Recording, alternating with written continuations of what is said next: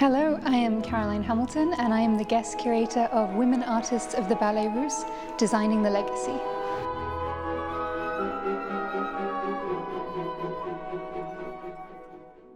So for 20 years, from 1909 to 1929, the Ballets Russes, led by Serge Diaghilev, revolutionized ballet in Western Europe.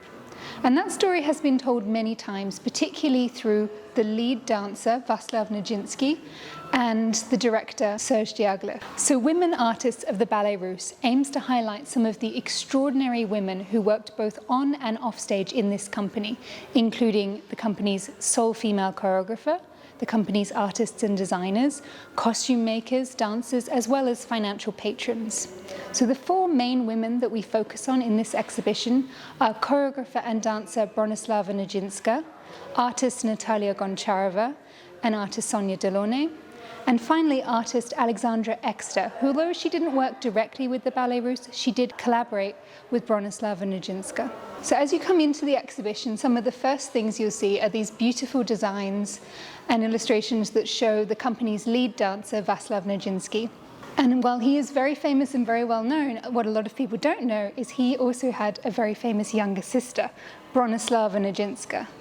Now, Nijinská was also a dancer with the company. She joined the company in 1909, and she danced with them to 1914. And one of the first things you're going to see when you come into this exhibition is two beautiful costumes from the ballet Narcisse from 1911. And Nijinská actually performed in this ballet. It was the first time she had a solo role, and she saw it as a really pivotal moment in her career.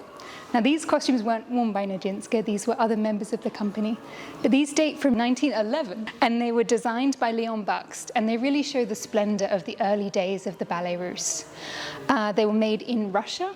And one of the things that we really wanted to show in this exhibition is the kind of hidden elements of these costumes that you wouldn't normally see.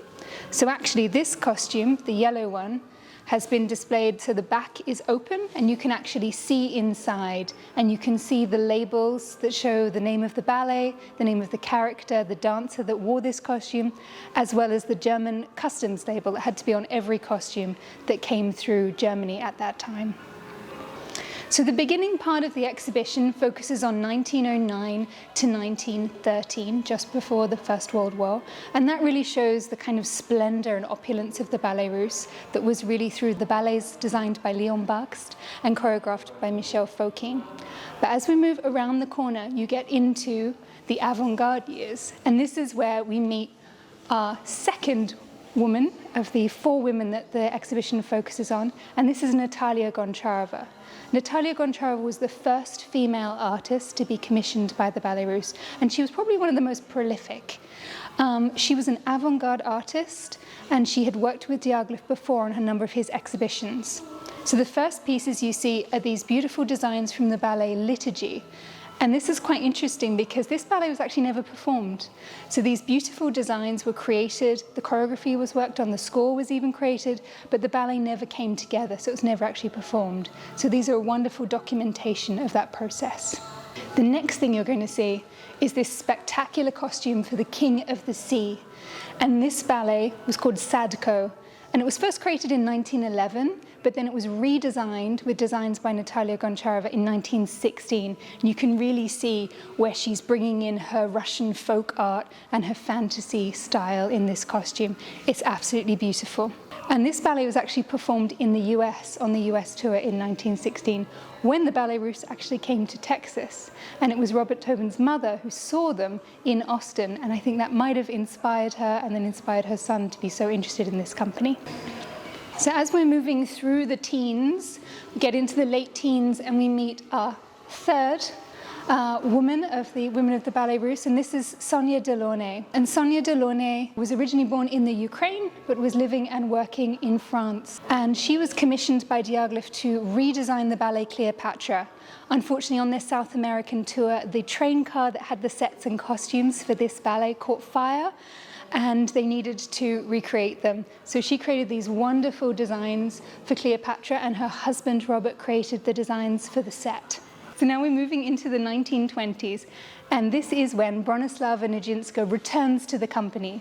So throughout the late 1910s, she had been working in the Ukraine, and that's where she started a school of movement, and she'd really been working on her choreography and really creating her own style.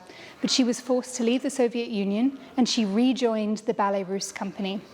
This time not only as a lead dancer, but also as a choreographer. The first ballet she worked on was actually very traditional, very unlike her contemporary style.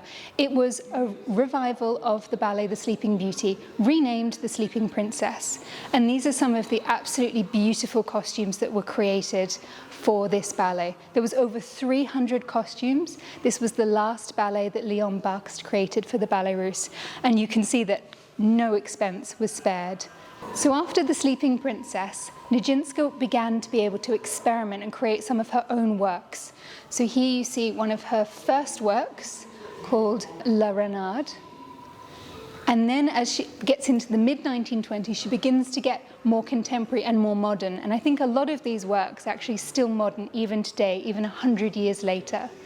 So her most famous ballet, Les Noces, is a wedding, a Russian wedding. And this is her first collaboration with Natalia Goncharova and Nijinská. And at first, Goncharova created really colorful, elaborate, beautiful designs, very much like Sadko, very much like the Golden Cockrel, really embracing her peasant style. But then it was decided between Nijinská and Goncharova and Stravinsky, who created the score, to completely strip it back. And it's all monochrome, and it's incredibly modern even now, even 100 years later. It's this point in the mid-1920s that we also see Nijinská collaborating with the final 2 female artists that work for the Ballets Russes. There were 4 female artists in total. And this is Marilaurenson, and there are some designs here in this case, and the designer Gabrielle Coco Chanel. So they worked on the ballet Les Biches, Marilaurenson and Nijinská worked together, and then the ballet Le Trembleur, Coco Chanel designed the costumes, and they were very much just like modern dress. In fact, she used a lot of things from her own collection. So the final woman artist that we meet in this room is Alexandra EXA, born in Poland, but then grew up and trained in the Ukraine, where she met Nijinská. So in the mid-1920s, EXA was now living in France, and Nijinská was trying to experiment and create her own works. And the restrictions of the Ballets Russes were just becoming too much for her. She wanted to create her own company. So in 1925, she created her own small company. They completed a small tour in the UK and a small season in Paris, and they created 5 ballets. And these are some of the designs for those, and they're just absolutely beautiful. And they're so modern. My personal favorite is this one for the modiste, which Nijinská danced this role herself, and she loved this costume so much that she actually just wore it as everyday dress. It just stayed in her own wardrobe. And you'll note on these designs the little notes either side and little sketches which were for the costume maker. So the final section in this part of the exhibition is the Firebird. The Firebird is perhaps one of the most iconic ballets of the Ballets Russes. It premiered in 1910, and it stayed in the repertoire throughout the company's history. However, in 1926, it was looking a little bit tired. The original designs had been by Alexander Golovin and Léon Bakst, and Diaghilev wanted to sort of revamp it for a new audience. So he asked Natalia Goncharova to design new sets and new costumes. And this costume here is for the beautiful princess, who the prince falls in love with. And this is actually the first time it has been displayed. It was in a collection at the University of Oklahoma, where it was known to be from the Firebird, but it wasn't known what character. So the research for this exhibition led to the discovery of what this costume actually was for. And you can see her here on stage. And this costume was worn throughout the 20s, and then also by the Ballets Russes de Monte Carlo in the 1930s and 1940s.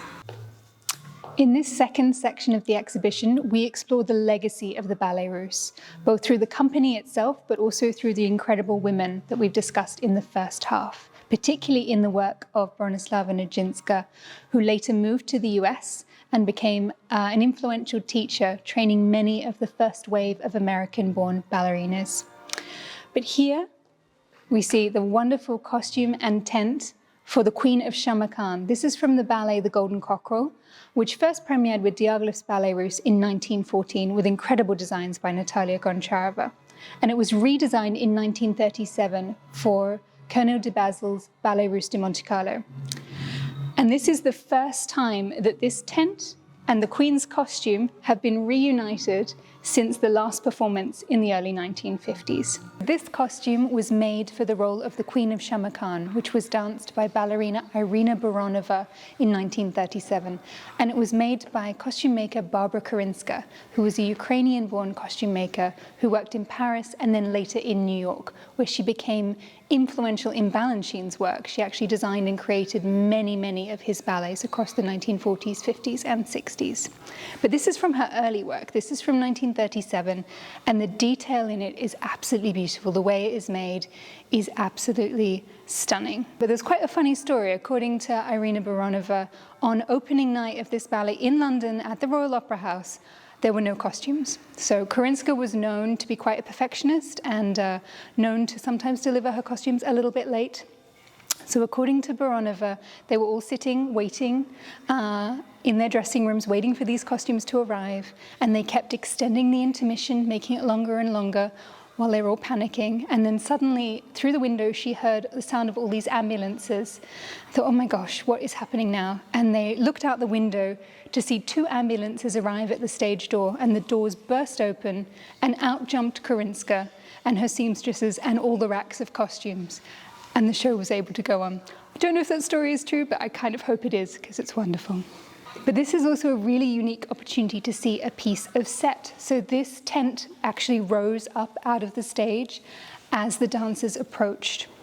And it really is beautiful, and it's in such amazing condition, considering it is also from 1937. And you can really see how the set designers have emulated Goncharova's design and pattern on a much bigger scale. So on one side of this room, still focusing on the legacy of the Ballets Russes, you can see a timeline of programs running from Diaghilev's Ballets Russes all the way to the de Basil Ballets Russes de Monte Carlo, and then later the Serge Denham Ballets Russes de Monte Carlo. And you can see the incredible cover art for all of these programs that was often supplied by the designers themselves. This image in particular, I think, really shows the legacy of the Ballets Russes. Both past and future. In this photograph, you can see dancers that had performed with Diaghilev's company, as well as dancers with the Ballets Russes de Monte Carlo, and as well as some of the first wave of American-born dancers. Also, Barbara Korinska is sitting there, right in the middle.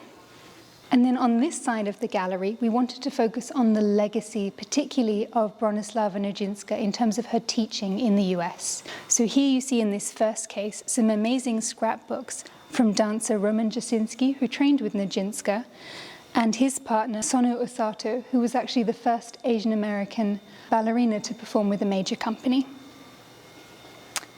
In this second case, we have images in a scrapbook from Jacob's Pillow. So in 1941, Anton Dolan and Alicia Markova, who had both been dancers with the Ballets Russes, rented the whole of Jacob's Pillow from Ted Shawn, the modern dance pioneer. And that is where ballet theatre, that is now American Ballet Theatre, spent their summer. And again, you can see these wonderful images showing Ballets Russes dancers, Ballets Russes de Monte Carlo dancers, American-born dancers, and perhaps most interestingly, Bronislava Nijinská herself. So she spent the summer of both 41 and 42 teaching at Jacob's Pillow. This next case focuses on the 5 Native American ballerinas from Oklahoma who danced with both the Ballets Russes de Monte Carlo and the Serge Denham Ballets Russes as well, including Maria Tallchief, who went on to be the first American prima ballerina. And here you can see that last year, both the quarter and the dollar coin commemorated these ballerinas. This final case focuses on the dancer Raven Wilkinson, who was the first African-American ballerina to dance with a major ballet company. It's also in this case that we look at diversity in ballet, because it wasn't until 2017 that a major point shoe company began to offer point shoes in colors other than the traditional pink satin. So here you can see some of the color ranges offered by companies now, but also alongside shoes by dancers that still choose to color match them to their skin tone themselves.